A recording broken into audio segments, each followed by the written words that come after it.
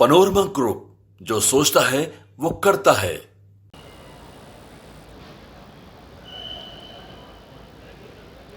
नमस्कार सर।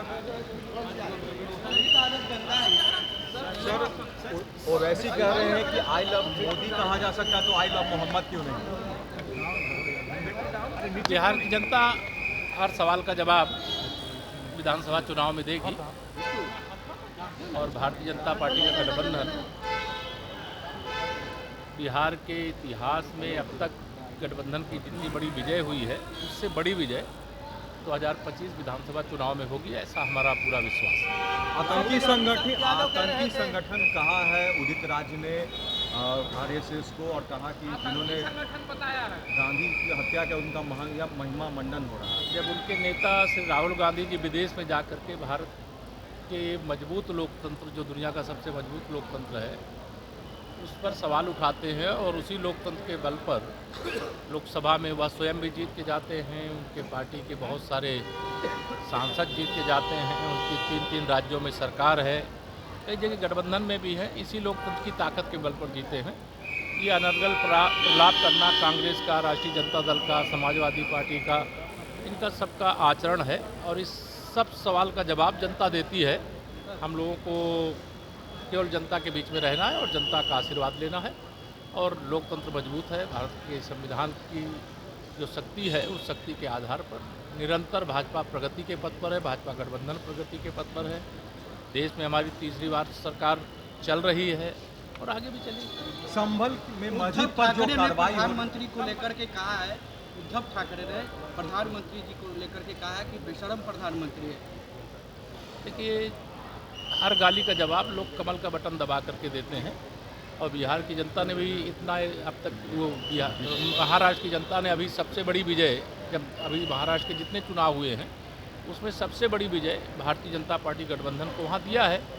गाली का जवाब गाली नहीं है, गाली का जवाब जनता देती है कमल खिलाकर। उत्तर प्रदेश में संभल में जो कार्रवाई हो रही है मस्जिद पर, वो वैसे ही कह रहे हैं कि मुसलमानों के धार्मिक स्थल को छीनने का प्रयास किया जा रहा है। अवैध जो कुछ भी होता है जांच कराई जाती है और जांच करके जो अवैध होता है उनको नोटिस दी जाती है।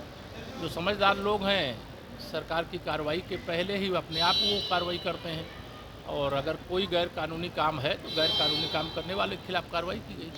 नमस्कार, मैं हूं सागर, न्यूज़ हाट देख रहे हैं आप। हमारी मौजूदगी अभी भारतीय जनता पार्टी के प्रदेश कार्यालय में है और देखिए अभी केशव प्रसाद मौर्य जो है वो पहुंचे हैं, चुनाव के सह प्रभारी हैं बिहार भाजपा के, और वो अभी पहुंचे हैं। आप इस वक्त विजुअल्स में देख पा रहे हैं कि किस प्रकार केशव प्रसाद मौर्य थोड़ी देर पहले पटना एयरपोर्ट पहुंचे थे। उन्होंने क्या कुछ कहा है वह तो हमने आपको बताया ही, लेकिन अब भारतीय जनता पार्टी के प्रदेश कार्यालय में पहुँच चुके हैं और अब इसी जो प्रदेश कार्यालय में दिलीप जायसवाल जी का जो चैम्बर है, जो बिहार भाजपा के प्रदेश अध्यक्ष हैं, उस चैम्बर में मुलाकात हो रही है दोनों नेताओं की। दो बड़े नेता बिहार के एक प्रदेश अध्यक्ष और सह प्रभारी का दायित्व लेकर आए हुए हैं। केशव प्रसाद मौर्य, देखिए अमित शाह जिस दिन आए हुए थे पटना तो उस दिन केशव प्रसाद मौर्य नहीं पहुंच पाए थे बिहार, तो आज वो अपना दायित्व जो है वो संभालेंगे। चुनाव सह प्रभारी का महत्वपूर्ण दायित्व केशव प्रसाद मौर्य को मिला है, तो आज तमाम जो पदाधिकारी हैं चुनाव से रिलेटेड, देखिए चंपारण मिथिलांचल का जो एरिया है